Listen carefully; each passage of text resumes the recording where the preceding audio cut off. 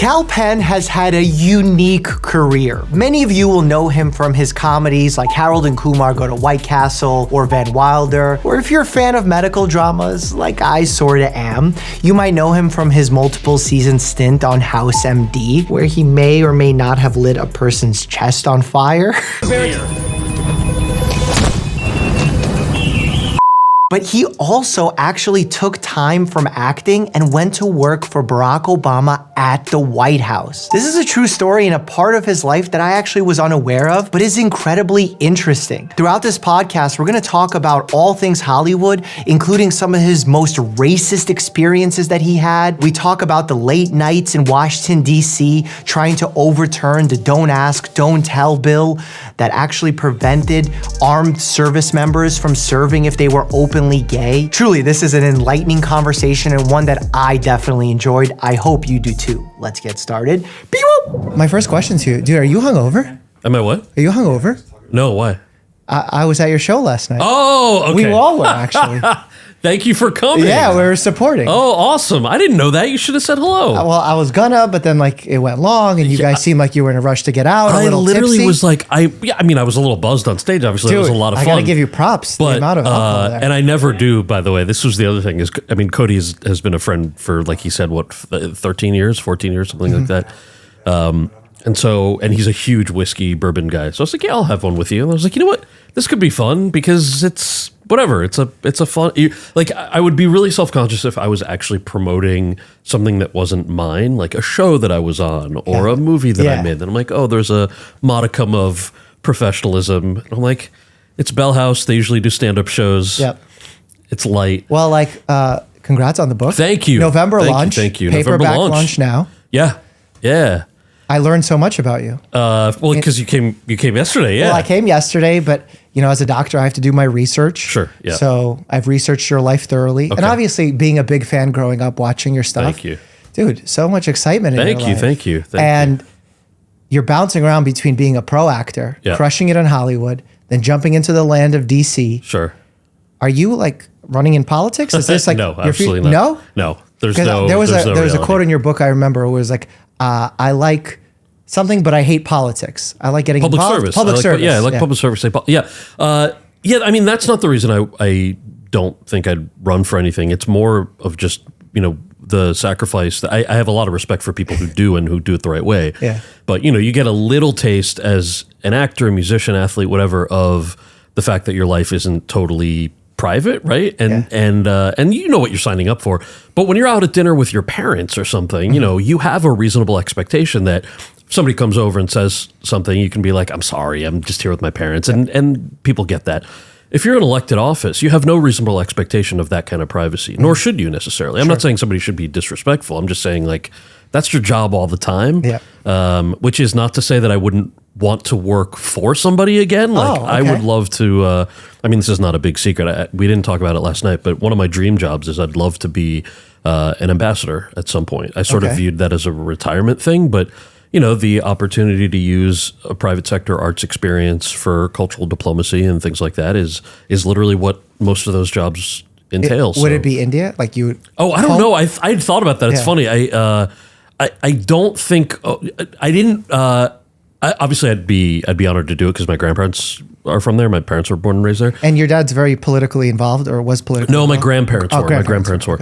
Okay. But my my nerdy side, my grad school thesis was on North Korea, with whom we don't have diplomatic relations, right? So that's out. You might be the first. I don't think it's going to get. I don't think things are going to thaw by the time. Well, look, we had Dennis Rodman, Kal Penn. This is working out. The Dennis Rodman is a whole different conversation. But so like the stuff I'm actually interested in policy wise, certainly some of it is South Asia, and then there are just other places that you also like.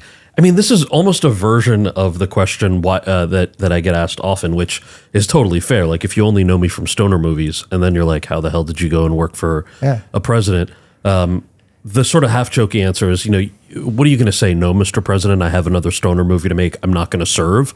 So, but you were in house when you were doing it. I was, yeah. So you were a doctor. What do you mean? I was a doctor, Yeah. but that's what I'm saying. It's a similar thing as if I was ever fortunate enough to serve or to be an ambassador. I don't think I would say, Greenland, nah, I'm not really. So you're saying you won't be picky. I don't think so. I think if you like the gig, I mean, to me, what attracts me to things like cultural diplomacy or the idea that something exists outside of just military might, which is of course necessary on its own, but like the thing that I like about that is the fact that it brings people together. Period. Yeah. It's also what I love about being an actor and what I liked about being on a house. Yeah, I mean, I have a medical question for you. Sure, I probably don't know it.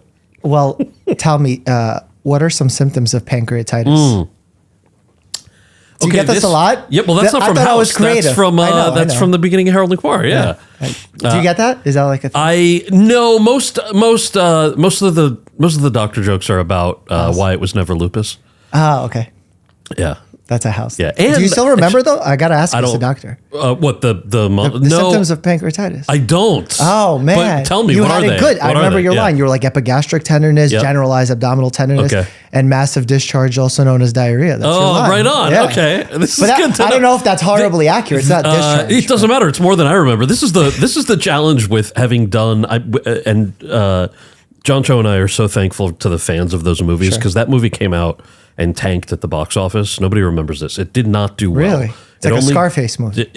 Right. It only did well because fans found it on DVD and bought it and had watch parties and all of that. So because of that, that movie was almost 20 years ago, right? And so you'll be walking down the street and somebody will yell something so profane. And I just, in my head, I'm like, oh, it's New York. And they're like, no, idiot, they're yelling at you. That was your line from some movie. And so, then I'm like, oh yeah, that was one of my lines. Wow. All right. And that happened with you, right? When you were in the White House, some of George H.W. staff came up to you and told you they were fans of Guantanamo Bay. It was, yes. So what was really interesting, and I told part of this last night, it was not inside the White House. It was, I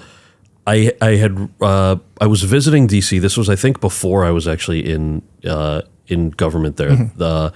Ran into someone who said, hey, you're really funny. And I said, thank you. And then they said where they worked and said, we really like Harold and Kumar Escape from Guantanamo Bay. It's really funny. And the part of me was like, whoa, I've brought happiness to your life. I mean, that's literally what we love to do, though. Yeah.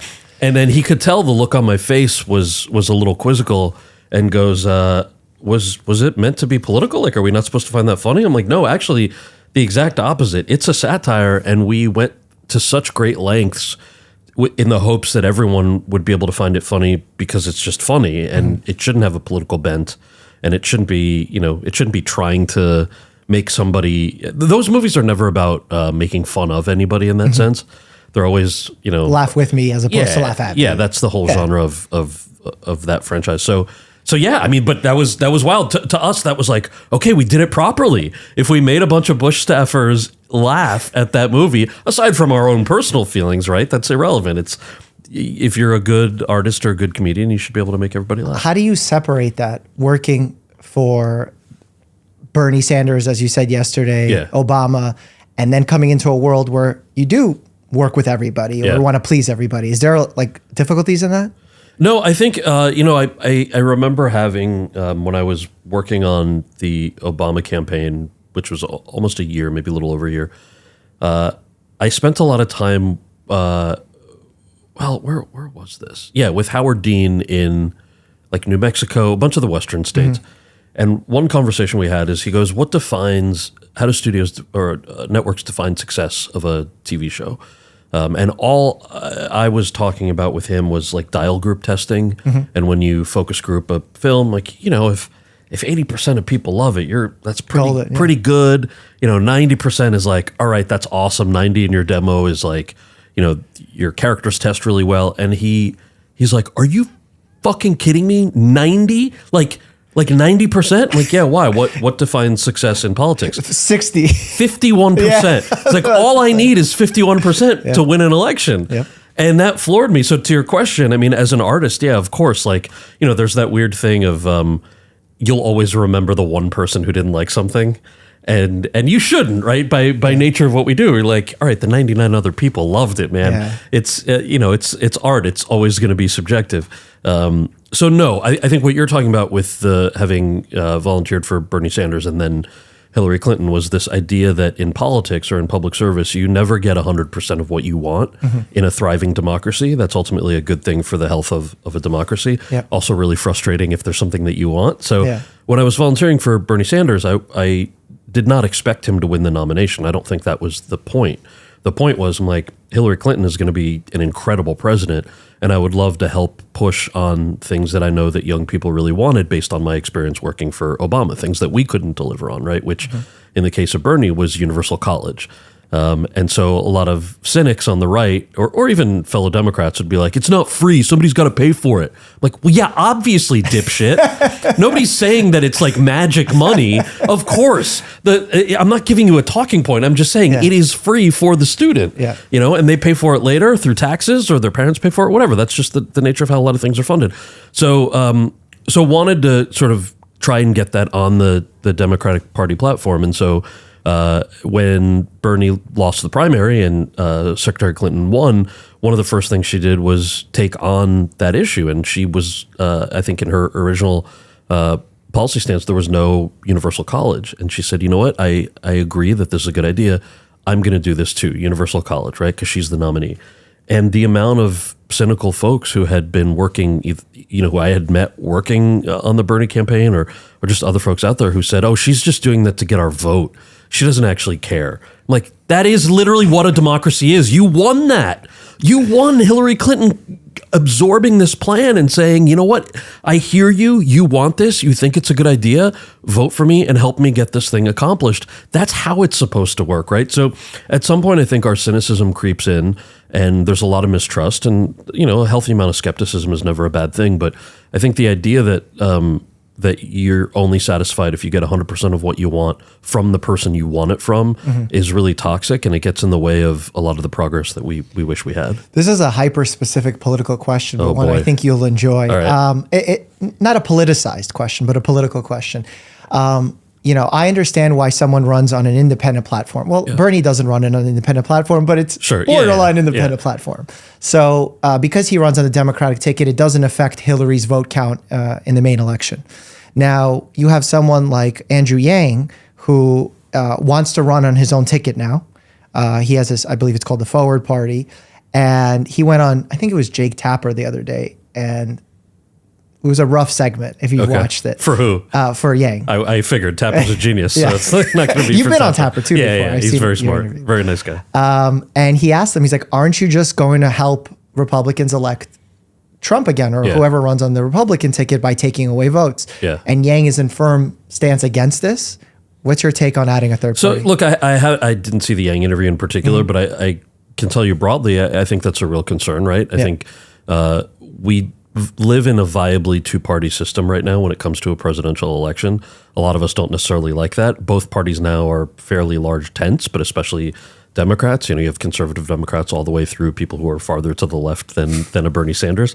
I think the danger there is not coming back around, right? So getting so caught up, and I don't want to say so caught up. I don't mean to be disrespectful to people whose views are just not going to change at all. But if you know that you sort of have a marginal view, right? In the case of somebody like a Bernie, a lot of his policies are just they're not practically going to get done because the votes don't exist in the Senate to get those things done. That doesn't mean you don't aim high and aim for 1,000%, but that means that when you get 200% of that 1,000, that's a phenomenal victory, right?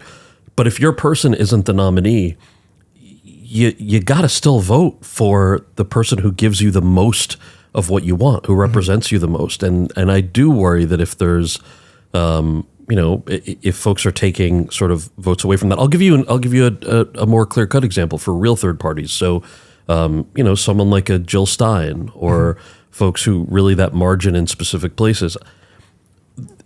We've paid a lot of attention to presidential elections.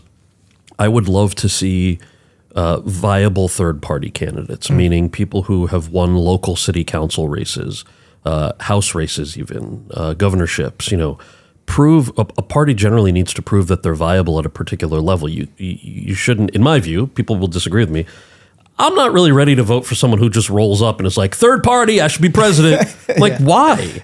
You have not built any coalitions. You haven't shown any leadership. on any level of public service before this point, it's a nice idea and it certainly contributes wonderfully to dialogue about what people want and why they're frustrated with two big parties.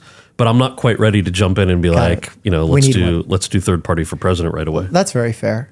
And you actually hit on some of the points that Yang hit on, which is that they're not focused on the presidential election. No, he said that. He said they're not focused on the presidential election. They're focused on the smaller races for now, and then they'll see how it goes. So interesting idea. We kind of know where it goes, but it's an interesting point to think about. And the reason, even though I'm a primary care doctor, a family med doc, and I actually work where you grew up. I work in Summit. Jersey? Yeah. Oh, okay. Yeah, that's my hospital where I did my residency training, and I currently work there now between Summit and Chatham, the two offices. You commute every day? No, 2 to 3 times a week right now. And then the other 2 times are playing doctor on television, or I guess this would be like mini television. Sure. In your eyes, especially. Yesterday when you were giving your talk, you were mentioning streamers. And I was like, yes, he's like kind of acknowledging what we do. Oh, yeah. And then you're like, oh, yeah, Netflix is a streamer. Amazon Prime, like, YouTube, obviously, any of the, short form content. We were talking about TikTok on the way up here. Yeah. Like if I was 13 or 14 and had TikTok on my phone, like the opportunity to create fresh original content. Anyway, yes, I'm a big fan of digital. I should have said digital media, right? Digital and streaming. I didn't take offense. I was just excited that you were involving us in that conversation because I think the barrier has changed into entry for superstardom. Like you share in your book and on stage last night, all the struggles that you've had getting started. I mean, you were in drama club in middle school. You wanted to explore that. You went to a high school or college predominantly for the arts? Yeah. Both. Yeah. And now that would take a very different shape because you would have the opportunity to reach a massive audience on your own. Would you be the biggest TikToker in the world right now? If you were? No, hardly. I mean, I was half joking that like, when I've had different TV shows and projects come out, inevitably some marketing person at the studio will be like, hey, we really need you to set up a TikTok and here's the dance you're going to do. Like, in what reality do you think that that's a good idea? They're like, well, our data says, it's like your data set is not meant for individuals. What in the branding of me tells you that I should inorganically do this TikTok trend dance? So but that cringe is nice. Like that could work. Cringe. I mean, if it's okay, but if that's the purpose of doing the dance, so sure. So I ended up getting it, maybe 6 months ago, and have really enjoyed it. I haven't done any of the like dance kind of things, but I like the short form storytelling options that it has for something as short as like a 20-second thing of something cool that you saw. There's I had the chance to go visit the Tesla Gigafactory a couple weeks ago in Reno for a show that I'm doing, and they have these robot trains that basically bring the batteries from the Panasonic factory. They're all in the same building, but from the Panasonic side to the Tesla side, and they play Super Mario Brothers, like the music from Super Mario Brothers. They're unmanned. They're these autonomous vehicles, and I was immediately like, I'm a giant man child, so I was like, yo, are they who programmed them to do this? And like, oh, Elon Musk came in one day and was like, they should play that. And somebody made it happen. It's like, oh, that's really cool. So first I asked if I could do a little video, and they're like, oh, we have to get approval from all these people. Really? And then someone was like, no, you can do it. It's fine. There are videos out there. So that was like just a short TikTok. Because I was like, I feel like there are other giant man children out there who would just think that's cool. Yeah, it did really well. There so we I was go. like, See? it's that kind when of it's stuff. organically happy to you. It's like that saying when you're in a classroom, if you have a question, don't be afraid to ask it because odds are everyone else has it. So if you enjoyed something, share it. Absolutely. There's a lot of people. And that's why I wish social media was more of that and less of the superficial show-offy side. But it can be. I mean, filters and blocking certain keywords are like the move. The last. Do you have filters on your? Oh yeah, especially on my Twitter. The last. Like Twitter is not where you should get your news. You know what I mean? No matter what you believe. Okay. Why? So it's just not. It's mostly opinion and it's mostly rage. Okay. So it's which is not to say that tweeting angry things doesn't make you feel better. We all have had that experience. Yeah. But it doesn't necessarily change anything, nor are you getting any nuance to what's happening in the world from sort of my view of it. So I think especially for political news. So the last presidential election I remember muting every candidate running on either party. Okay. And so all of a sudden my Twitter was like people's dogs. Yeah. I was like, this is wonderful. I can get the news from actual articles if I want. I don't need to see it every second that I open my Twitter. Anyway, so big fan of those. You might be surprised to know that I actually prescribe my patients exactly that. Not filters, but stop watching the news even. I cannot begin to tell you the amount of anxiety my patients come in with from watching the news, because it sounds like the world is exploding every day if you watch it. Yeah.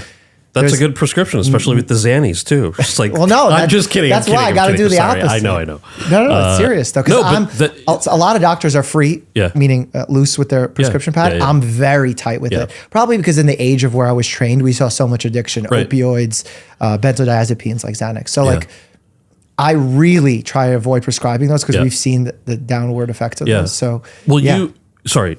No, that's what I was going to say. You really hit the nail on the head on sort of how a lot of this stuff works. So I obviously don't usually work in news, but as a content creator, period, right?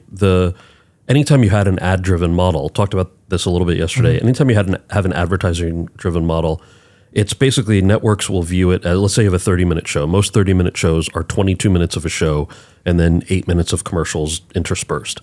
But the way networks view it is we have 8 minutes of ad space to sell. So what do we put in those 22 minutes that make people watch the ads, right?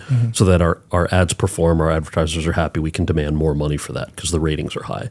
So when you're talking about for-profit news, that's why they make you feel anxious. That's why they make you feel like the world's going to end. It's why they make you feel like nothing works, nobody agrees with each other. Oh my God, if I don't see what's going to happen after the commercial, the shit's going to go down, the world's going to fall apart. And my kids are going to just die in front of my eyes. So I have to see what's happening. So no wonder they're coming with incredible amounts of anxiety. That's by design. Like these shows are literally set up for that purpose so that they can sell ad space. It's one of the other reasons I don't really watch news, like, or at least, I'll watch BBC, PBS, things like that. But CBS Sunday Morning, like that is an ad-driven model, but it's long form. There are ways to get the news that are not that. So it doesn't surprise me that it causes anxiety in your patients. It's created to cause anxiety. Yep. That's the structure of those shows. It's neurohacking that they're trying to do. Or like any episode of any trash reality show that ends on Netflix, the last scene gets me so excited that I need to watch the second episode. It's binge watching at its finest. But for news, I just find it so laughable. Like you're watching a reality show, you know what you're watching, That's true, right? yeah. You're watching the news. Why is there like action movie music on Ukraine war segments? That music's not there on the battlefield, Like that doesn't exist. It's there for us, for our to suck us into the segment that's about to come around. Come on. Yeah. I mean, that's what they get paid to do. Yeah. So I get it. And that's why we started the YouTube channel 5 years ago, was because I was seeing, and honestly, everyone that was in media at the time, I hated the way that they were running their stuff. It was all like miracle cures, potions for this. Here's the next biohacking thing. And I was like, man, I'm practicing on the front lines and all this is bullshit. And all my patients are coming in and are saying, why are you telling me to sleep, go to therapy and do these things when I could just do what that guy said on TV? And I was like, man, someone's got to stand up to these guys. So we started doing that and trying to be as responsible as possible. But man, it's a hard force to fight against. Yeah. Oh, for sure. I got an offer probably 2 years ago to have my own TV show, syndicated network. I was so excited. We're about to sign, where we get the final contract and they change one word.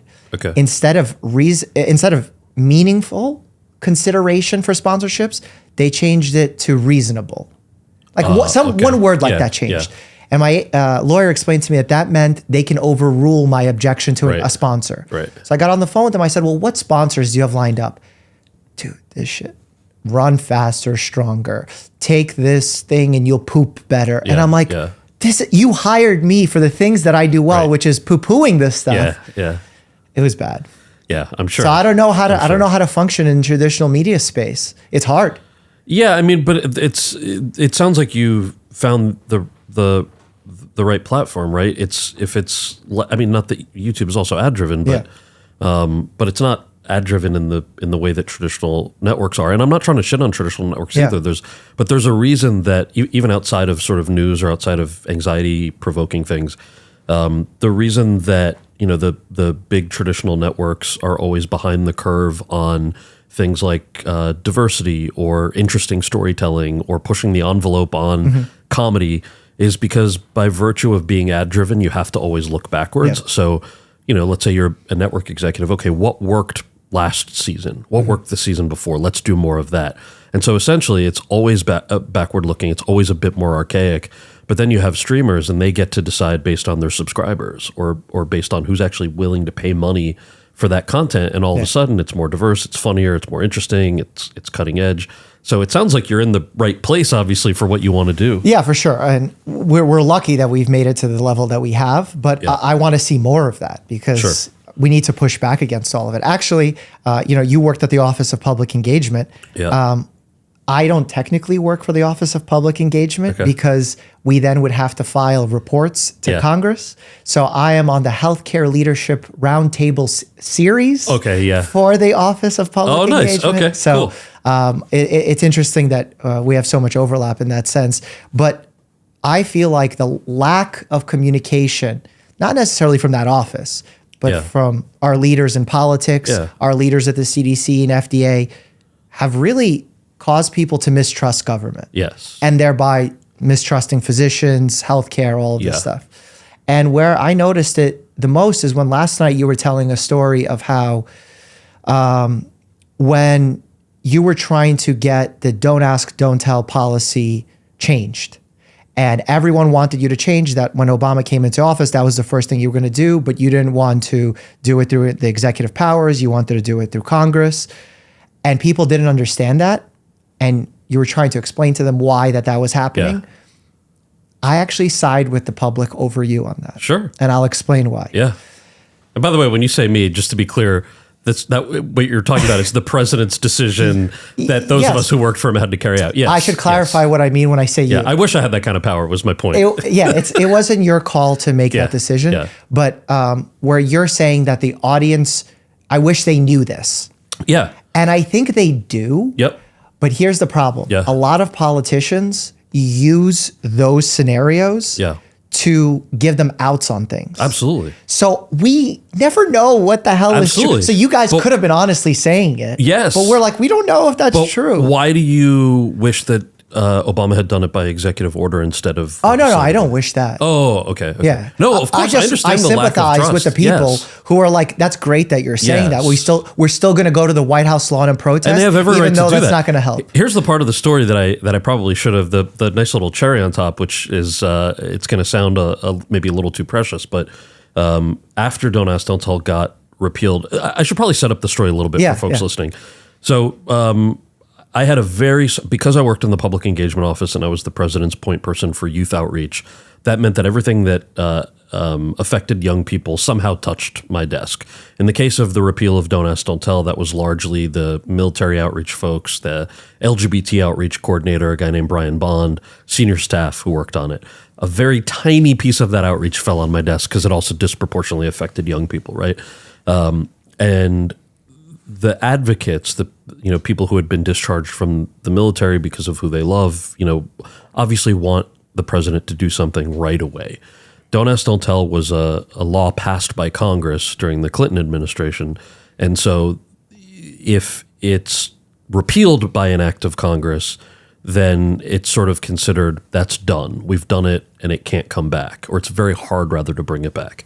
If the president signs a piece of paper called an executive order that says, okay, that's it, it's done, no more Don't Ask, Don't Tell, that means that in the future, another president can undo it and bring back Don't Ask, Don't Tell with the stroke of a pen, which is very easy for that person to do. So the advocates, to your point, rightfully, who are we to tell them that they shouldn't get something right away? They took different tactics, including a large group of people that I think it was every Friday, would chain themselves to the White House gate, get arrested. It would end up in the news. And so when this thing was finally repealed legislatively, meaning Congress did it, it took about 2 years. When that was finally done, part of what the Office of Public Engagement does is puts together lists of advocates who have worked on particular issues so that they can be invited to the signing ceremony when the law changes, for example. Very small part of our thing. And we had excluded the people who had chained themselves to the front gate, because we just in the view of many of my coworkers in that office, and I probably agreed with this at the time as well. They made it harder to actually get the very thing done that they wanted us to get done. They just made it tougher, which didn't mean we didn't agree with them. It just made it tougher. So their names were all absent from the list that we turned into the president for approval. And he hand wrote each of their names and sent it back to us. And he said, we might disagree with their tactics on wanting to get this done, but they absolutely deserve to be in the room when this is signed into law. And so I just was very floored at that type of leadership and the idea that, here we are in the trenches as junior level staffers, like, oh yeah, fuck you. Yeah, well, fuck you then.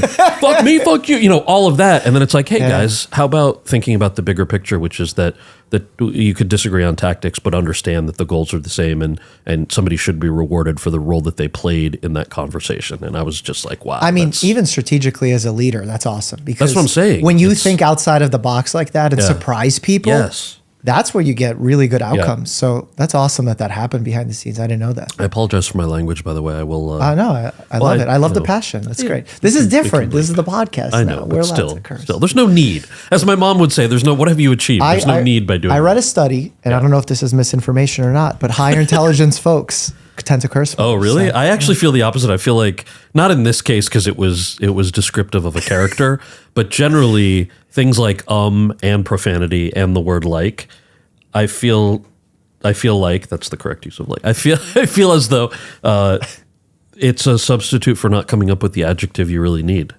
That's fair. But in passion, in moments of passion, yes, of which you exhibited, right. Thank you, ruthlessly. Thank you.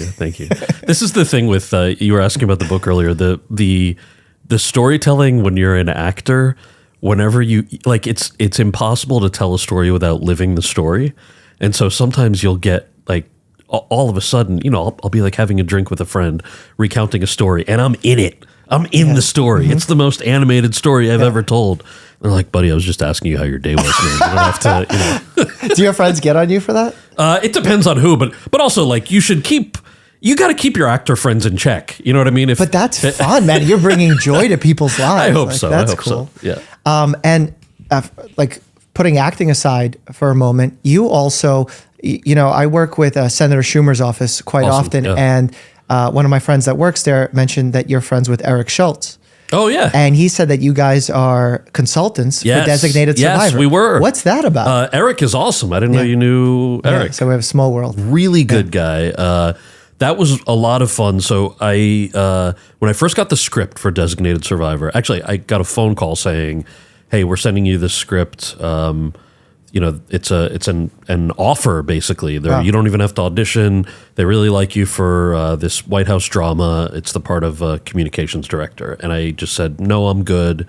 I don't want the impression to be that I spent 2.5 years working at the real White House just so that I could do the TV version of it. That is the longest, most tedious way to get a job. This was, and then I'm like, I know what people are going to think. They're going to think that's why I did it. And also, I just can't imagine that it would be challenging. It's like I like playing characters that are very different from me. If I play characters that are similar, it's like, okay, I mean, not the most challenging, right? So then they go, well, it's a conspiracy drama with Kiefer Sutherland. I was like, super in. Send me the script. So I'm reading the script, and I realized this is, not at all the experience that I had. I would liken it to.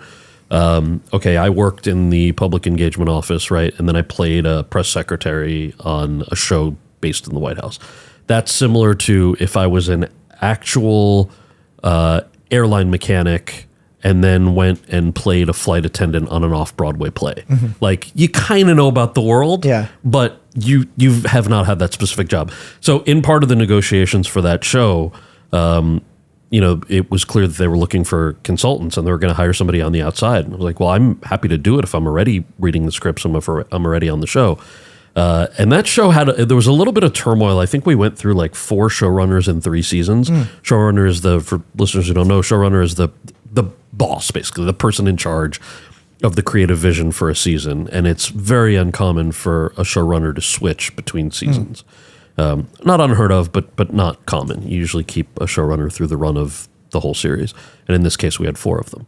And I learned very quickly that my job as a consultant was not necessarily to make sure that what they did was accurate. It was to tell them what was and wasn't accurate, and they would make a choice based on that assessment. So some showrunners, I would send in a sheet when I read an early draft of the script. This wouldn't happen. This would happen. Here's the nuance on these 4 things.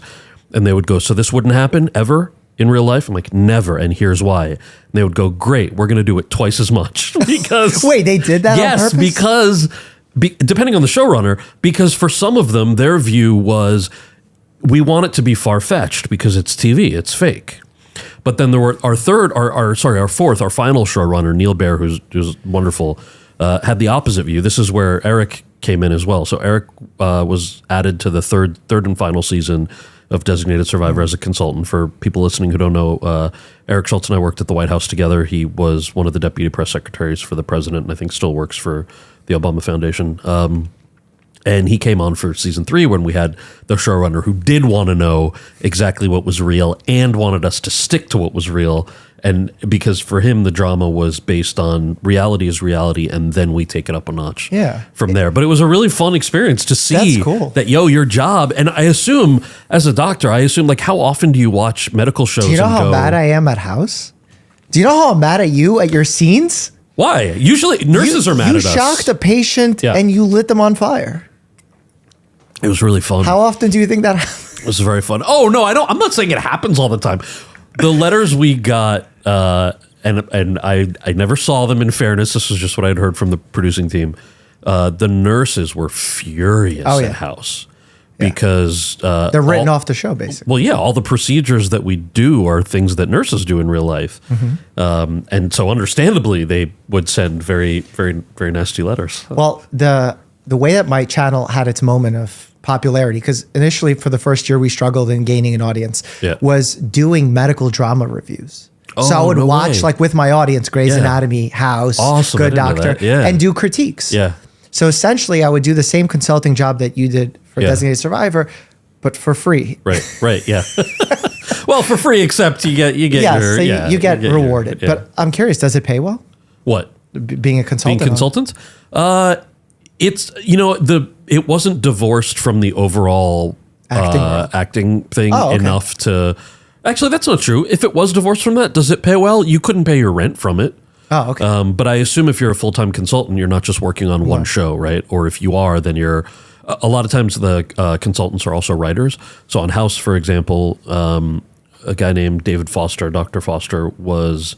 I think he was practicing at Harvard and on the screenwriting team at the same time. Got it. And so he was the one who put the glossaries in the back of each script about what the procedures all mean, and we'd all go to YouTube and watch the real ones and all of that. So a lot of times there's overlap that way, where you're not just being paid as a consultant, you're being paid as a writer as well, in which case, obviously, yes, that's a nice I got to figure that out. Yeah. I got to figure out how to get into those. Because I already do it. Like, do you have an agent? Awesome. Yeah. So your agent should be able to help you with that. I got to step up. Because I've tried my hand at acting, and when I say tried my hand at acting, I read for an extra on Blacklist or something. Okay, all right. Yeah. It was the most embarrassing, terrible thing that any human... I felt like I was giving a speech as myself, not the evil FBI agent I was trying out to be. So I quickly knew that my talents in acting were left behind in my drama club days in 5th grade, 6th grade. So that's not for me, but consulting is pretty cool. What was it like working on House? Like, did you have to study vocabulary and understand how to pronounce words? So I was not a consultant on House, but... I mean, not a consultant, an actor on House. But I loved it. I mean, yes. So you mentioned Harold and Kumar when we first started our conversation. I want to say that was the first med student / doctor that I played. And for fans of the movie, which it sounds like you are, this is a very ridiculous story that I'm very proud of. But after I got the part, before we left to go shoot it, I was living in Los Angeles at the time, and we were shooting the film in Toronto. And before I left, I realized there's a whole scene where I perform surgery on a gunshot victim. And I know exactly what I'm doing. I'm supposed to, I mean, that character, he knows, Kumar knows exactly what he's doing, right? And so I need to learn how to perform surgery on a gunshot victim, because when you're shooting a comedy, usually it's very quick.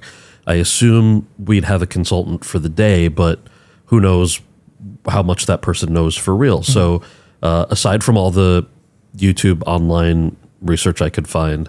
I spent 2 days at the UCLA Med School library reading articles, very dense articles about gunshot surgery, and basic things that I'm sure you and really any gun owner even knows is like, oh, when a bullet enters, it sears a certain amount of muscle because of the heat, and just all of the shit that a doctor would know that I would have no idea. And it helped a lot when we shot this completely ridiculous scene with Ryan Reynolds, where I'm just taking bullets out of a patient and looking for marijuana. But is that because you're comfortable in that scene, imagining yourself as that person? Like it's like a method acting type thing? I don't think it's method acting. It's in fact, I'm more of there's a technique of acting called Meisner. But if you haven't researched the thing that you're doing, like in that scene, what motivates that scene and that character is not the surgery he's performing. It's the search of marijuana, right? So, but he's doing it second nature. So I kind of had to know what I was doing. Yeah, you can edit around it, but physically, what are your hands doing when you're concentrating on something else? That's how good that character is at what he was doing. So I had to be at least familiar enough to believably live in that moment of being a person who knew what they were doing. House was obviously different. It's a drama. But my view of a lot of that was wanting to know what the procedures were, meeting with people. I half jokingly say, like, I feel like I could still perform a spinal tap if I had to. Really? Just because Do you think, this is a weird question, do you think you prepared more for being a doctor on Harold and Kumar or on House? Well, House was longer. Kumar was really just the two scenes, the opening monologue that you mentioned, where I had to learn about pancreatitis, which I've clearly forgotten, and then the gunshot thing, which I very well remember. House was all the different things, and it was, to your point, like all of those cases would never end up at a single hospital, obviously. That's the fiction of it. But then when you get into it, I loved physics, biology, not so much chemistry, but in college even, high school for sure, but I was never good at it. I was never good at the sciences, in large part because I'm not a good multiple choice test taker. I'm great at being able to explain something, either written or verbal. And so those early science classes, it's a lot of rote memorization. It's a lot of like, you can't connect the dots until you're in the advanced stage. So doing a show like this, I didn't have to go through that early stage of stuff. I got to dive right into, I can understand these procedures. I have, these world-class Harvard-trained doctors in the writer's room who are more than happy to talk my ear off on the actual procedure, and how it happens.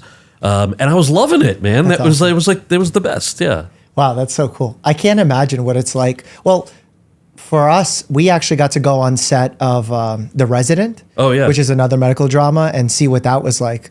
But I feel like House was a different budget, different level. Like it was more intense.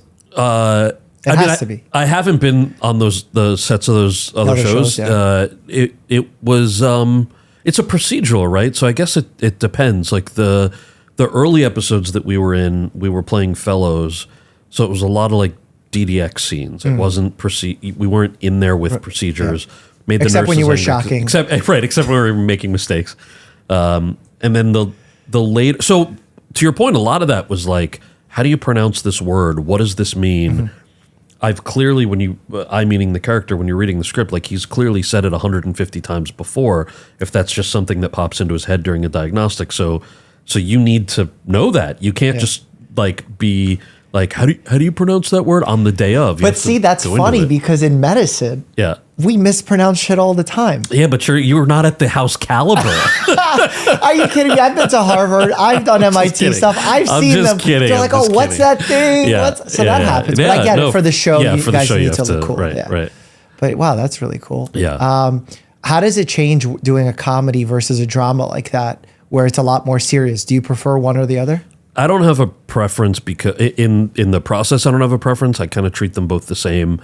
To me, comedy works when, as the character, you're believing what you're doing, and obviously the same with drama. So it's rare that things are funny because the audience is aware that you're aware that it's funny. It's because, like, in fact, so take Harold and Kumar Go to White Castle. One of the biggest. So think about that movie. We actually only smoke weed once, I think, in the movie, maybe twice. I can't remember. but it's not like for a weed movie. There's not a lot of weed in it. There's not a lot of weed, but there's I a lot think of wants weed is for yeah. But there isn't a whole lot of marijuana. Number one, number two, we do everything from like, we get attacked by a raccoon. You ride a cheetah. There's a hang glider. Like there's all this nonsense for a road trip movie.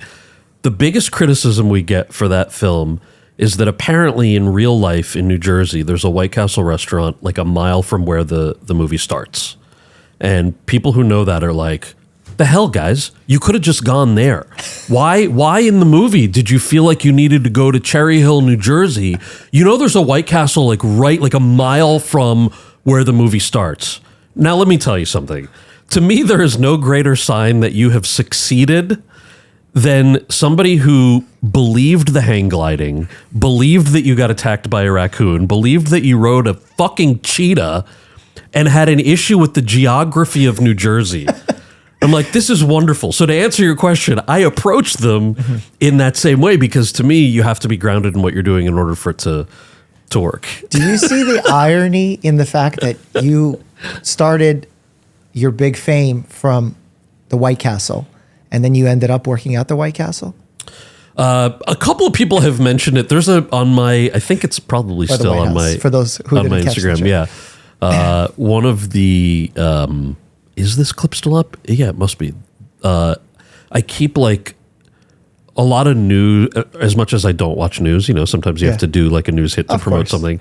And journalists' favorite phrase is, our next guest went from White Castle to the White House. Ah, there we go. And okay. over and over again. And my buddies are always like, is she going to do it? Is she going to do it? Oh, she didn't do it. Okay. Oh, what about her? Is she going to do it? Oh, she did it. She did the thing. You're like doing a satellite media tour laughing at the same joke. Exactly. Yeah. It's almost like a drinking game at this point amongst my friends. But no, I mean, I am the son of immigrants. I never in a million years thought that this unlikely story of having the chance to be an actor in a profession that I love and then serve my country at the highest level would be in the realm of possibility. And it makes me so thankful and humbled. And so, yeah. What do you think your family would have predicted least for you to end up in the White House or to become an actor? I think I would have said probably both. I mean, because you got to figure. I remember one of my first real movies was Van Wilder with Ryan Reynolds. Of course.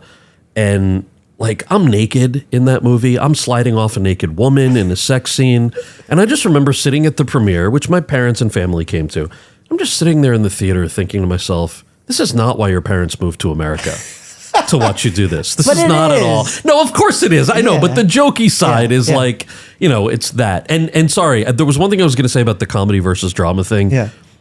There is a special place that comedy has in my heart for the following reason. The world that we live in is so polarized and can be so toxic and so negative. I love being able to make people laugh. It feels like there are only a handful of things left that can bring people together, right? Food sometimes, comedy, sports, music. And I love that a movie like Guantanamo Bay, the idea that somebody who I disagree with politically at the highest level can enjoy that movie for the same reason that someone who I agree with. Or, Thanksgiving, some absurd, crazy comedy that you can watch with your crazy uncle. Yeah. It's like, you don't agree with that guy on anything. You wish he would stop sending you crazy email forwards, and yet you can laugh together and watch something for an hour and a half. I love that magic exists in comedy. It makes me happy. No, that's awesome. Do your parents see it that way? What, comedy or Hollywood? Because just to give you a little background, I did a 7-year medical program right out of high school. Okay. It was in Long Island. Yeah. I was the token white guy. Okay. I was the only white guy in the class. Yeah. Mike was the white guy. Everyone laughed at him. Right. And I got picked on, all this stuff. Okay. In the funny, unique way. And a lot of my friends, I would say like 70% of the class was Indian. Yeah. And I got to know their families, the ins and outs of how they work, what they find acceptable. And it like, if you would say you want to be an actor, they would think they misheard you and say absolutely. Doctor, of course. Yeah. Yes, 100%. So are they just... I'm glad you asked that. You touched on a couple things that I didn't fully appreciate when I was a kid. So, and I think this is pretty universal for any child of immigrants really, is, you're born and raised as an American kid, or you move when you're young. You're raised as an American kid. How old were you when you came? I was born in the States, okay. yeah. And I wanted to be an actor because I liked it. I liked that form of storytelling from the time I was a kid. There's a longer version of that story, which is in my audiobook and book available now. But my parents, obviously, and their friends, to your point, were like, what do you mean you want to be an actor? That's not... The phrase I would hear often was something like, that's not what we do. That's don't do that. And I'm like, who's we? Right? They're like, we're Indian. We don't do that. It's a nice hobby. It's a nice hobby that you can have on the side.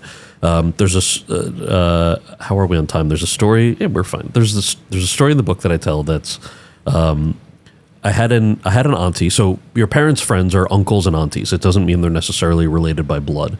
But there was one auntie in particular who, her name is Pushpa, and she very sweet, very docile, had still long, thin braid of hair, always very kind, very sweet. Because of that, the nickname that her friends gave her was Pushy, because she's obviously not a pushy person. And in the Gujarati language, just like many other languages, there are multiple sounds for S. There are multiple S sounds. And so something like some people would pronounce the word station as Stason instead of the SH. And so Pushy Auntie's name sometimes became Pussy Auntie. And so here I am, this child who's like, hey, kids, come downstairs, Pussy Auntie's here. And we all thought this shit was hilarious, that Pussy Auntie was showing up. But Pussy Auntie was very fierce in terms of asking the kids what they wanted to do with their lives. So she would sit us all down, like all the other aunties and uncles' kids, and she would go around the room, like, what do you want to do when you grow up? And one kid would be like, I want to do pre-med at Princeton. Very good. What about you? Well, Pussy Auntie, I want to go to BU. And then she'd be like, BU? Why? Oh, no. Boston University? And then this one, the girl would be like, further 7-year combined medical program, don't worry. And then Pussy Auntie would be like, okay, well, that's great. Then they'd, everyone would look at me and she'd go, what do you want to be when you grow up? And I'm like, I want to be an actor and a filmmaker, and I would love to go to UCLA or USC or NYU or something. And the room would go silent. At least this is how it felt, right? The room would go silent. I have these memories of like other aunties going up to my mom to be like, it's okay, we'll have our son talk to him, that kind of thing. And it wasn't until later in life that I realized why this was sort of happening, where this connection was. So my parents were allowed to immigrate to the U.S. post-1965, the same way that a lot of other Asian American people could, because there was a shortage of certain professions. So in America, we didn't have enough engineers, doctors, few other pharmacists, people like that. And so the Asian Exclusion Act, if I'm getting this right, was lifted. And so people from these certain countries could now come. Not anybody, but only specifically people from those countries who were pursuing these careers in which we needed humans. So my dad was going to grad school for engineering. That's why he was allowed to come to the U.S. My mom has a master's in chemistry.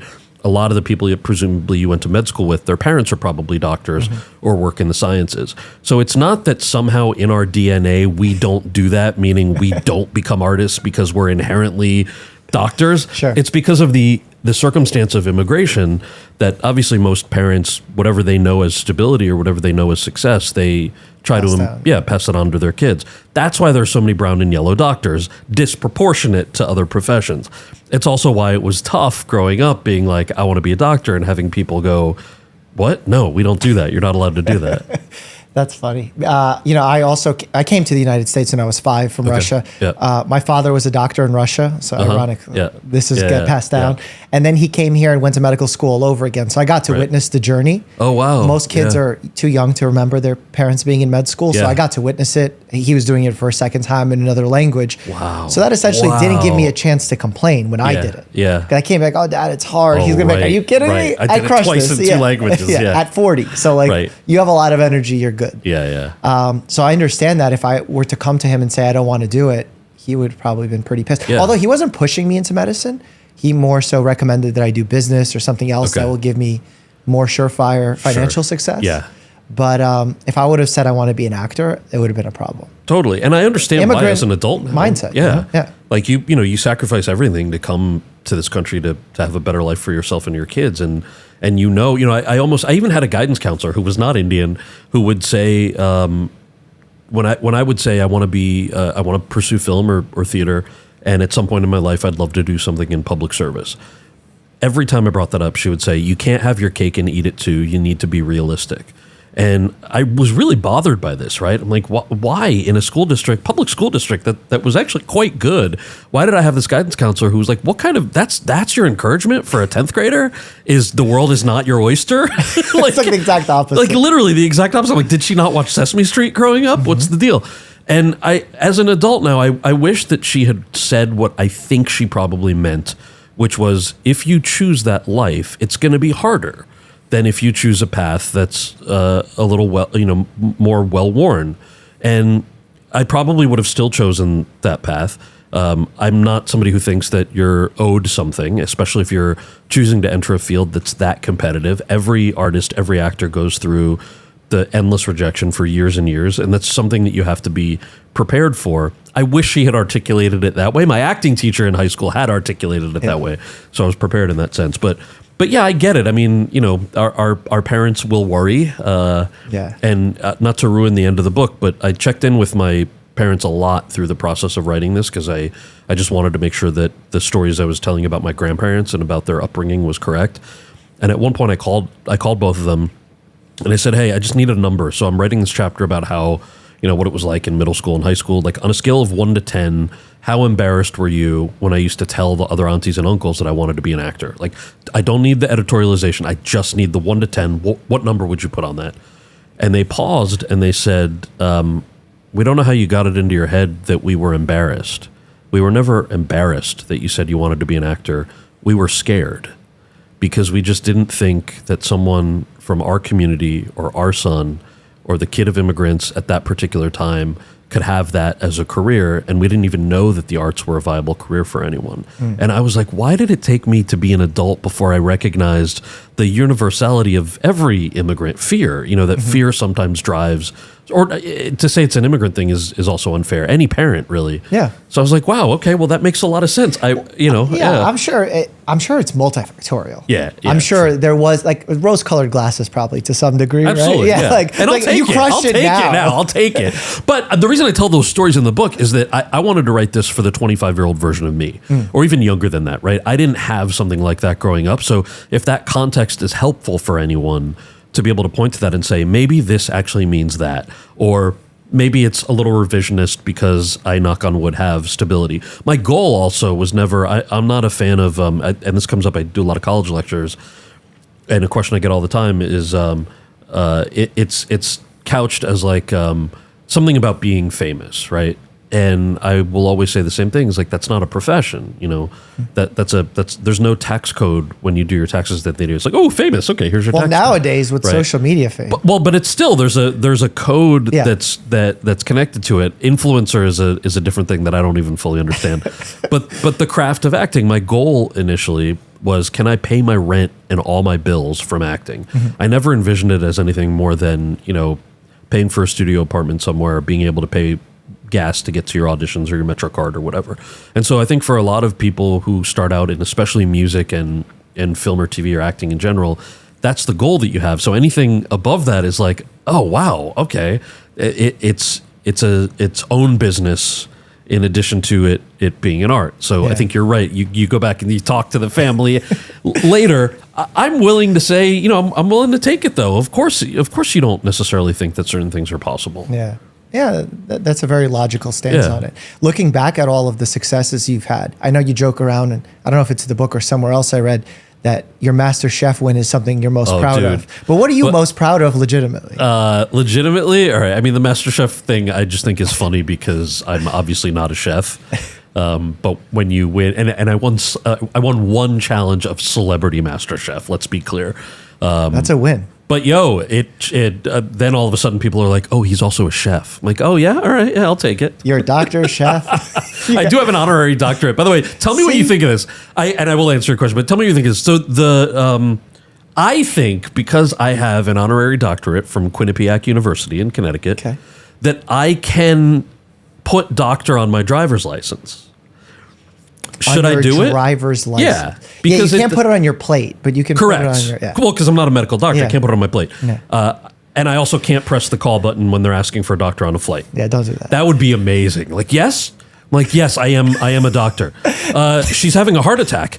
Great. I see that, and I will write a thesis on it that we can publish, and I'll do some stand-up. You said you were a doctor. I am. I have an honorary doctorate from Quinnipiac University. Thank you for wasting everyone's time. For that reason, you should put it on your license. I should. For that reason, so you can just whip out your license Yeah. and just say yes. Anyway, your question was what am I most proud of? Is it the doctorate now? No. I honestly, this goes back to what we just talked about. I am so thankful that that I get to do what I love, which is my first love is always acting. It's that form of storytelling.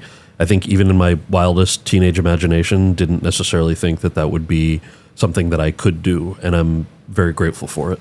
And you are representing your community very well. That's something you're passionate about. You shared so many stories, not just in the book, but last night about the ridiculous things you had to face at castings. Can you share some of that? Yeah. And look, I'll preface this by saying every actor, I talked about this last night too, every actor is typecast. That's just the nature of what it is. So you can't enter a profession like that and not expect that that'll be your reality. The way my acting teacher had explained it, before I sort of went out into the world, it's like, look, you have to be prepared.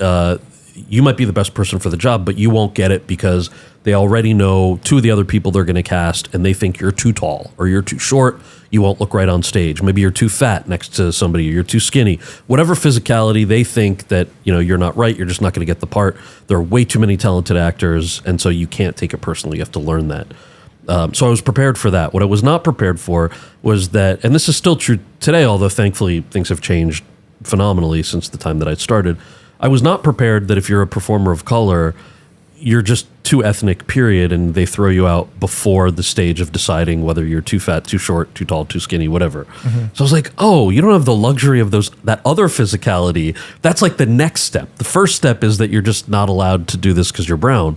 So I wasn't prepared for that. And one of the things that was frustrating was a lot of the reductionism that went into some auditions. So you'd show up to an audition and think, okay, wow, I have a shot at this, and you walk in the room, and the casting director inevitably would say, "Can you do this again, but with an accent?" And I would be the asshole who was like, "Sure. What kind of accent would you like? I can do Brooklyn, Scottish, Irish, Southern." And they never found that funny. Obviously, they never found that funny. They're like, "Why don't we just stick to Indian?"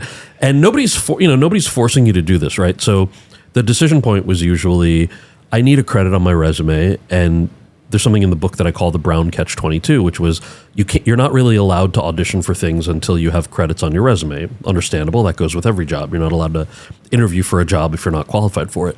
But the only way that you could get jobs in the first place as a performer of color was by taking some of these more stereotypical roles. So it was a bit of a catch-22. You kind of have to take it to build up your resume. And so in a lot of those auditions, some of them, I left and said, no, I'm not comfortable doing that. And then others, I made the calculus of like, okay, my rent's, $575 a month. This job pays $700. I should do it. One job, I can take a few less waitering shifts or a few less messenger shifts and work my way up from there. So there were a lot of those types of stories. And what I welcomed about that conversation is a couple things. One, the misnomer that an accent itself is a stereotype. It's not. Plenty of people have accents. And it also kind of, you'll hear, oh, he had to do an accent, or, oh, he had to play a cab driver, as if being a cab driver inherently is somehow shameful. Like, it's not. Those guys work so hard. I think what most people are saying is that when profession, race, and ethnicity kind of merge with racial signifiers, oftentimes, and I've experienced this, it's to cover up subpar writing, number one, where the jokes aren't funny, producers know the jokes aren't funny. Let's look, what worked 10 years ago on TV. Let's do that. Let's slap an accent on it and hope that people think it's funny because they recognize that as comedy.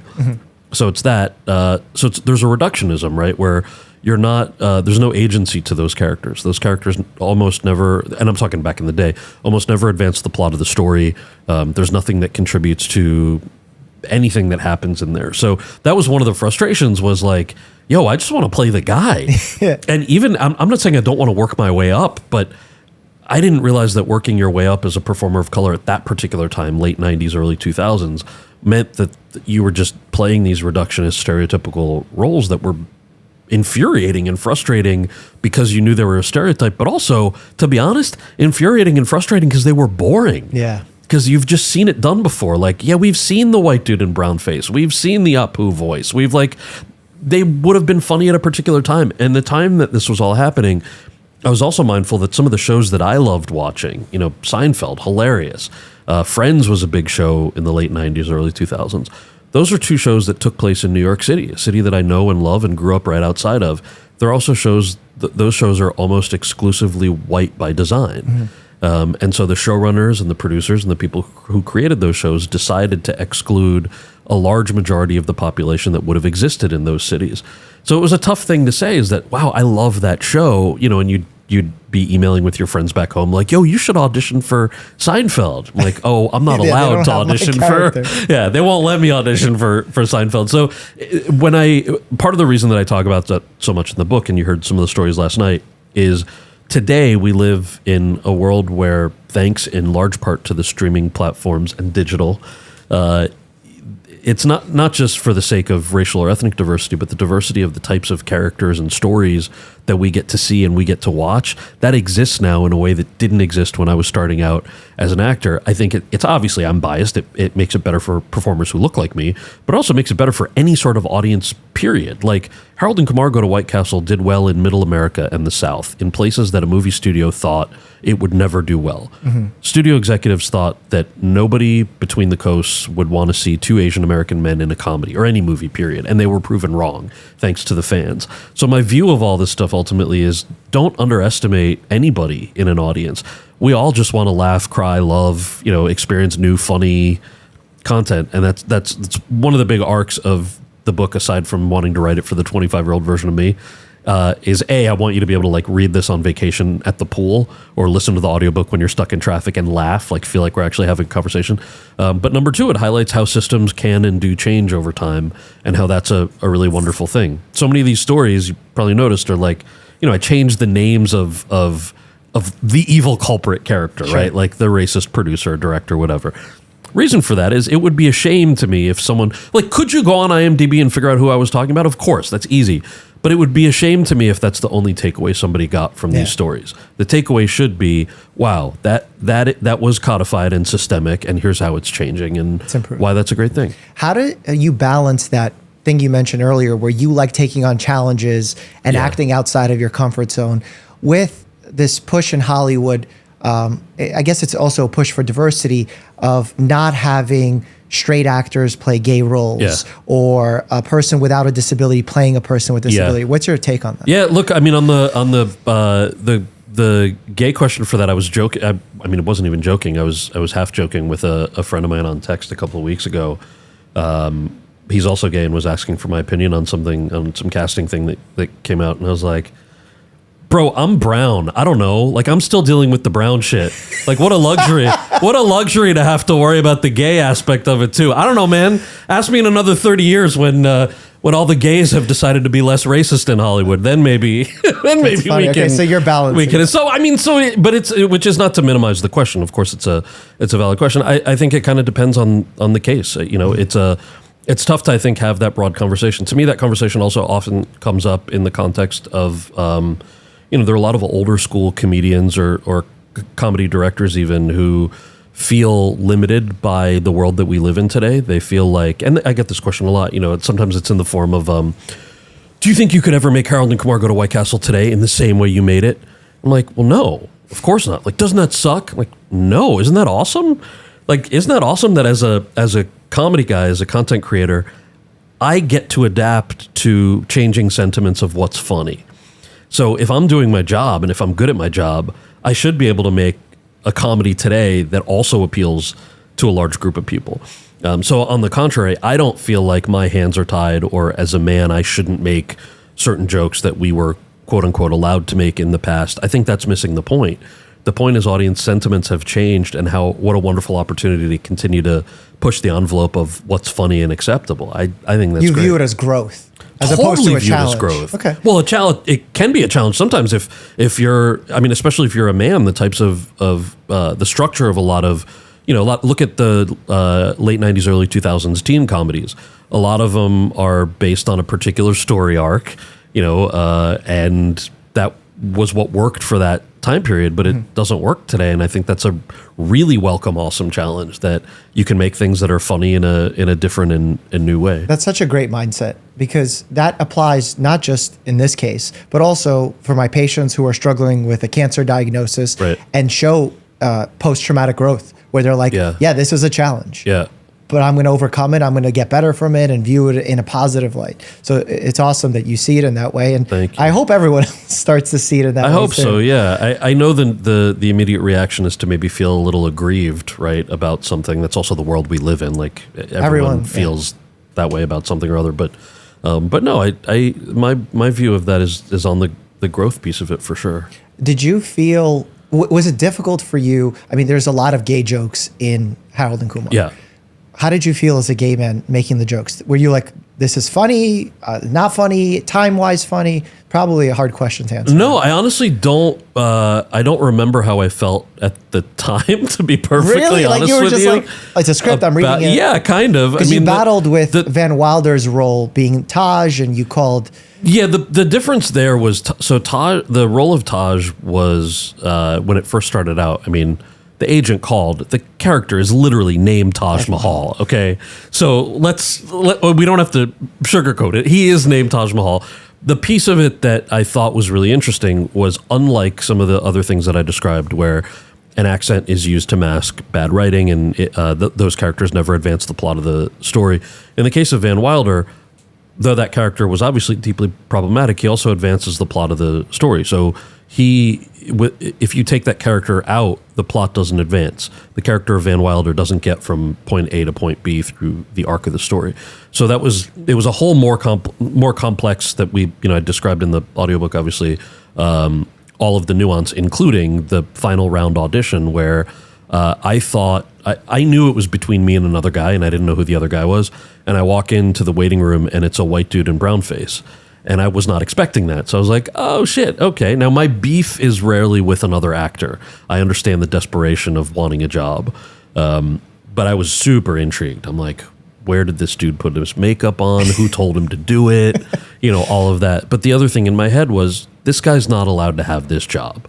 I'm going to get this job. I'm going to put it on my resume. I get the credit. He can play Braden from Idaho 10 times over, and I'm not allowed. Like, I'm not allowed to be on Seinfeld. I'm not allowed to be on Friends. He is.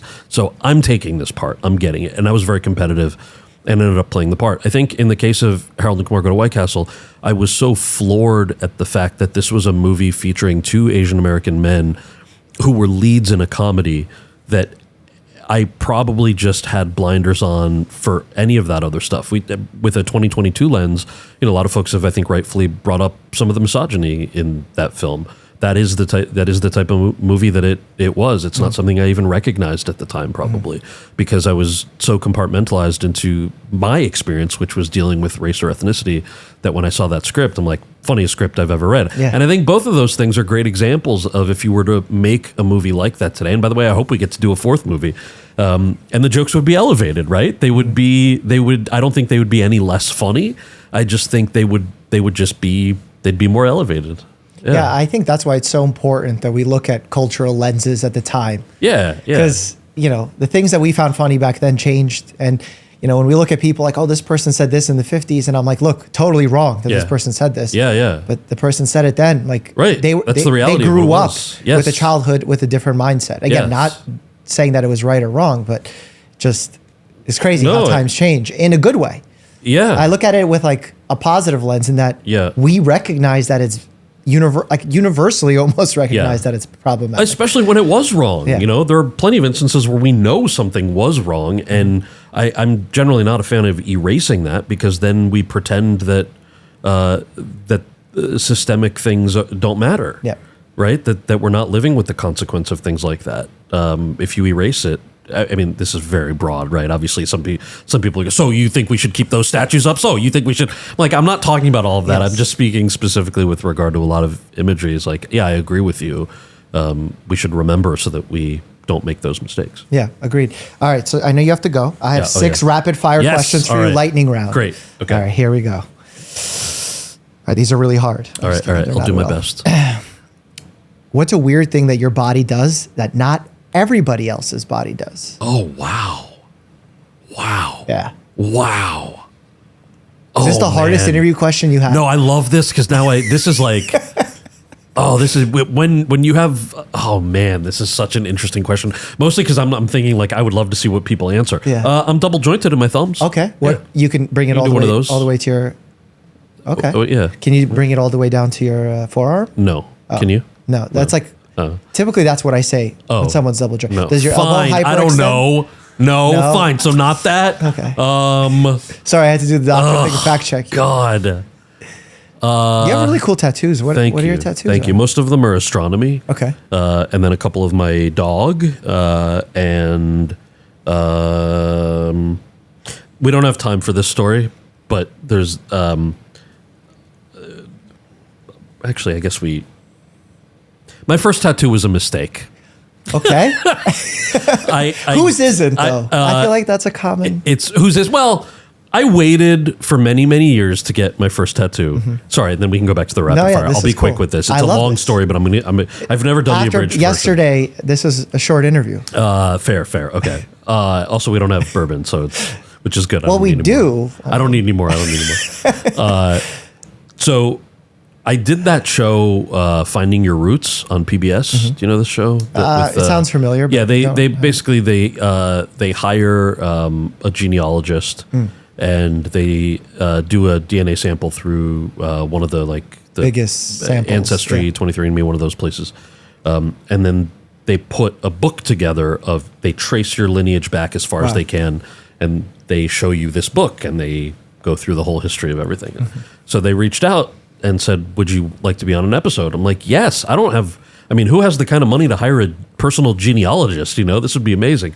So, and when I've watched that show, people always find really interesting things about their ancestry, right? Okay. And I knew I wanted some tattoos. And so my hope was, somewhere along the line, someone slept with someone and maybe we have a family crest. Family crest, like brown people don't have family crest. That's like Irish Scottish thing. Yeah. So I was like, maybe there's like some family crest tattoo that I could get. That would be awesome. So I do this thing 6 months after submitting the sample and giving them all the family information. You meet with them and they show you all your stuff. So we're turning the pages. They're not showing me anything. Like all the pictures they're showing me are pictures that we gave them of the family. Oh. So it's like, and I'm feigning. And no crests. No crests so far. I'm feigning surprise. Like, what do you think? Have you ever seen this picture of your grandfather? And I'm like, I feel like I'm supposed to pretend that I haven't. So I'm like, this is so touching. Oh my gosh. Thank you so much. Totally acting, right? Then they're like, are you ready for your DNA? And in my head, I'm like, great. At least this part, I'll find out what I actually am. And then we can find a cool tattoo. So they turn the page and they go, you are 99.97% South Asian. How does that make you feel? And I said, disappointed. What was the other point? I don't. It's negligible. Cool? Negligible. No, it's just noise. There was like your dust. The rest is dust. They're like, what do you mean disappointed? We don't know if we can use that on the show. And I was like, no, hold on. I'm obviously not disappointed that I am Indian. Yeah. I'm just saying I was hoping that it'd be like somebody boned somebody 500 years ago and we figured something out. Like, no such No luck. Australia. No, nothing. So then they're like, but you're still in luck. Turn the page. And like, this is your DNA haplogroup, your maternal DNA haplogroup, which goes back, however many millions of years. They show me this map that starts in Africa, goes through the Caucasus, ends up in South Asia. And it's this number, R1A-M147. Okay. I was like, dope. Can I take a picture of this? This will be my first tattoo. Take a picture of it. We wrap up the show. I leave, I go home and I email them and I was like, hey, can I get the login for whatever system you used? I just want to poke around and see what other numbers are there to like develop a tattoo. And they said, no, it's our intellectual property. I was like, it's my DNA. They're like, yeah, but it's RIP because it's for the show. And I'm like, you understand that I can pay the $200 for the DNA test, get the kit, and then the system will think I have a twin. You get that, right? Like, I'm happy to do that. Like, yeah, sorry, it's RIP. You can't have access. So this will tell you a lot about always being this. Once the son of immigrants, always the son of immigrants. I waited till Christmas for the kit to be on sale for $99. so that I wouldn't have to pay the $200. And I get the kit, I submit it, and in the meantime, I get the R1A-M147 tattoo. A few weeks later, the thing comes back. I'm poking around online, and I was like, "Oh, maternal haplogroup. Let me start there and then see what else is there." And under maternal haplogroup, it says R1A-M417. And I'm looking at my arm, and it says R1A-M147. So I was like, I have M147. The computer says M417. What's the deal? So I email PBS. I email the producers of this thing. I was like, hey, anything you want to tell me about my maternal haplogroup? And they go, no. Why? And I just was so shocked. And then 10 minutes later, she goes, oh, if you're talking about the M417 or 147, yeah, our production assistant made an error when he was typing it up. But don't worry, we fixed it in post. So when your episode airs, it'll have the correct thing. And the map was right as well. Don't worry. So then I said, so I guess I shouldn't have trusted you enough to get a tattoo, huh? And she goes, are you kidding? And I just wrote back, no. You should have sent her a picture. And then I sent a picture, and there was silence for, I think, like 6 hours. 6 hours later, there's an email with 30 lawyers CC'd from like PBS and the production company, and they're like, we just want to apologize. We are so sorry. Obviously, we will pay to get the tattoo fixed. I'm like, obviously you're going to pay. I'm not going to. That was never a question in my mind. My whole thing was like, you showed me no new information. You used the pictures my family gave you. You've been on the air for 12 years, and I have a mistake tattoo because you couldn't even hire a production assistant who knew how to type numbers properly. What's the deal, guys? Whoa. Anyway, it's such a good story that I kept the tattoo. It's still wrong. I kept the wrong tattoo. I'm always worried about that information being out in the ether. What? Like your the haplogroup. No, not that. Like the other stuff fact that you sent your sample. Yeah. That was in a lab somewhere. Right. I mean, yes, and it. I checked all the boxes to say like destroy and all that. Who knows? Oh, you did? Yeah, of course. I don't know if I mean, that. of course. Who knows? But you know what I did? What?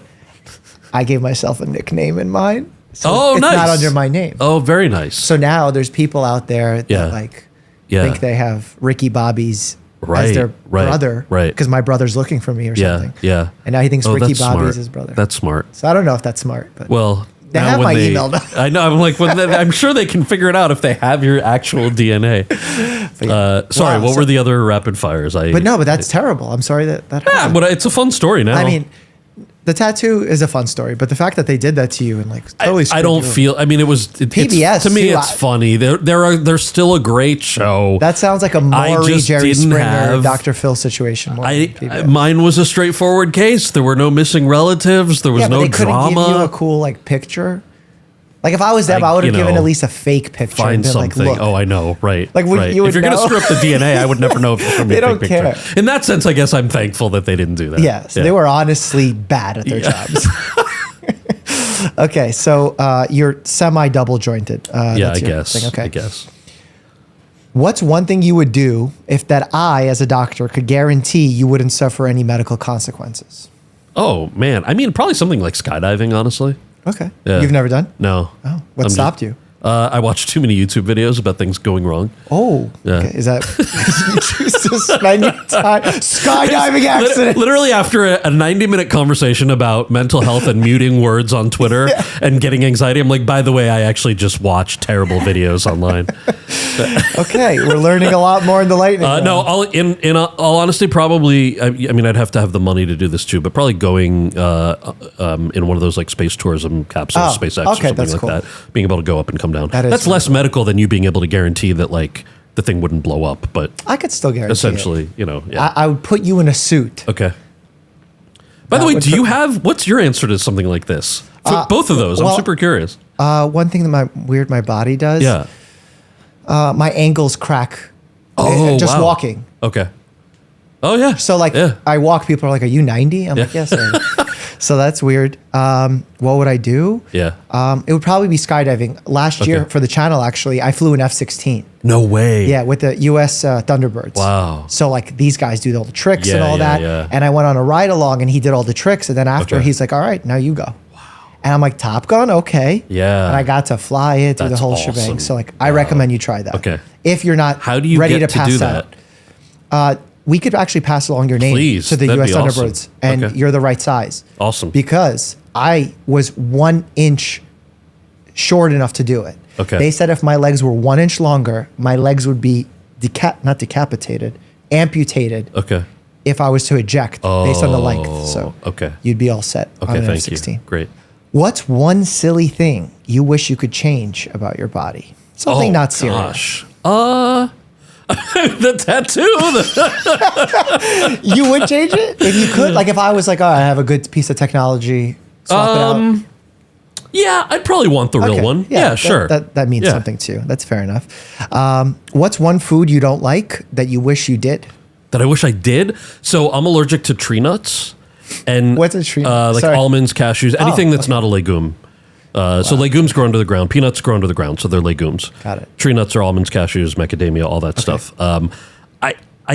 The idea of it grosses me out. So it's an anaphylactic allergy. So that means do you carry an EpiPen? Yeah, that means that when I see someone eating almonds, for example, to me there's no difference seeing that than seeing somebody eating shit from a bowl. No. Yes, like if they were eating pieces of actual shit out of a bowl, it's the same as when I see somebody eating almonds. You gag? Yes, it's so disgusing to me, the idea that because you my just titled our video. Eating pieces of shit. No, Cal Penn gags. Right. But because of that, it's whatever that is in my brain is I recognize that's not real, but whatever it is that my body and brain do, it's so gross to me. Wow. So it's not that I would love to taste an almond. It's just that like if they accidentally end up in something, it'd be nice to not have to go to the hospital. Okay. Wow. Did you ever have an anaphylactic attack? Yeah. How did that it usually happened pre-pandemic. It would happen once every year and a half, roughly. Wow. Okay. Usually because, usually either people don't actually check what's in food, or they confuse a food preference with an allergy. People who have celiac deal with this all the time. There's like gluten-free by choice, which is phenomenally irritating to somebody who actually has celiac because there's a big difference between the two. So it's that kind of thing where like someone might think it's a preference. So like, there's almond flour in there, but he's never going to know. It's made in an almond factory. But we didn't put any almonds in it. Right.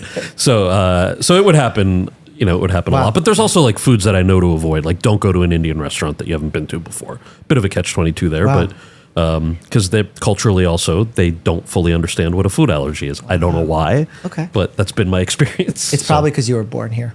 I don't even have a medical reason as to why, but I thought why people have allergies. It's smart to say. No, why you developed the allergy for food. I always had it since I was a kid.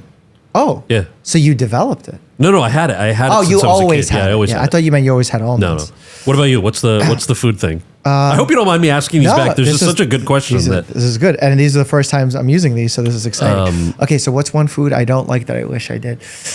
I wish I liked ice cream. Dude, I hate ice cream. What? I hate ice cream. Oh no, my teeth are sensitive. Oh, okay. And like, I love milkshakes. All right. But ice cream, like, it would be so nice to just be like, okay. Or watching like how people like eat ice cubes or something. Yeah. I can't. That makes sense. I wish I could. But a hot day. But a milkshake gets past your teeth. Past so you the don't teeth, have to, exactly. Okay. Yeah. So and plus I like let it warm up a little. I let it melt. Okay, fine. I've always been weird like that. Have you ever almost died? Oh gosh. Well, yeah, because people put nuts in shit all the time. Okay. I thought you were going to go with you being on fire in Van Wilder. Oh, in Van Wilder? No, thankfully so for anyone who's seen that movie, there's a scene where my character catches on fire, and I actually did that stunt where they put a Tom prosthetic Cruise isn't back. the only one who does his own exactly. stunts. Put a prosthetic back on, lit it on fire. That was me. Thankfully, the people around were trained in what they do, so I did not catch on fire. What about you? Almost died? I don't think I've ever. Oh, I got into a pretty bad car. I avoided a terrible car accident. Oh wow, good. Okay. So like I was driving and it was raining and I hit the brakes and my car started hydroplaning, and it was at a turn, and I had to split-second decision. It was like playing a video game where it was like keep trying to make the turn or pull into someone's front yard. And I was like, you know what? Pulling in someone's front yard. Thank God I did, because if I didn't, a pole would have just split my car in half. So I went into their lawn, drifted on their lawn, came off, damaged my tire. That's it. Wow. Whereas like death was imminent. Yeah. So that was scary. Yeah. But I try and drive responsibly as an adult now. Jeez. You were also very drunk at the time. No, I was younger. I was like 17, 18. Oh, man. Yeah, so that's like when you first get your license, you're like, oh yeah, my car can handle Yeah. rain. I don't know physics at the time. All right. Which character of yours do you think would live the longest, and which character of yours would lead the shortest life? Basically, which one was the healthiest and unhealthiest? Yeah. Oh, in that sense, I was going to say I had a very tiny part in Superman Returns, which we talked about yesterday. And I like to think that there's a version of that movie where I don't die. So when you see Stanford get crushed by rocks, this is like the Brainiac conversation that we had was, there was some chatter about whether my character was actually a comic book character called Brainiac, and whether when he died, he didn't actually die, because you don't see him get squashed by a boulder. It just looks like he could have been, but he could have escaped before the boulder hit, the way that it was shot. And so I like to think that he would have lived the longest, and that he was Brainiac, and that none of that is true. No. But I like to think this is the type of misinformation we allow to thrive on this channel. Great. So that's great. good. And then shortest? So that's one. Shortest. I played a caveman in an episode of Buffy the Vampire Slayer. And he would have been very unhealthy. Why is that? Well, it's just the time he was born, the diet, Fair. They barely had fire. Yeah. Okay. So you went medical on that one, scientific. Yeah. I like it. Yeah. All right. You crushed the checkup. Right on. Thank you for being my first guest. I appreciate it. Thank you. This was really fun. Yeah, but I sincerely hope that you do find your way somehow into politics, because you're very passionate about it. And unlike most politicians, are very straightforward about what you want to achieve. So we need people like you. Thank you. So I thank you appreciate for your it. work. Yeah. Well, likewise. Thank you. And thanks for having me. Could we get Cal to say stay happy and healthy? Oh, yeah. Oh, yeah. Can you say it to that camera? I always sign off my videos as always, stay happy and healthy. As always? As always, stay Do I happy. say as always? No, because it's If the you first time want. saying it? Yeah. All right. As always, stay happy and healthy. Hey, wait. Don't leave just yet, because I actually need to ask you for a favor. But I'm also going to promise to give you something in return. I know every podcast host asks you to leave a positive 5-star review in order for their podcast to get some popularity. But it's true. It's really hard to find new podcasts. So if you can leave a 5-star review and you enjoyed it, please do. But make sure you put in a medical question in the body of your review, because next week on the next podcast episode, I will be going through those reviews and answering some of your medical questions and saying your names, which is pretty cool. As always, stay happy and healthy.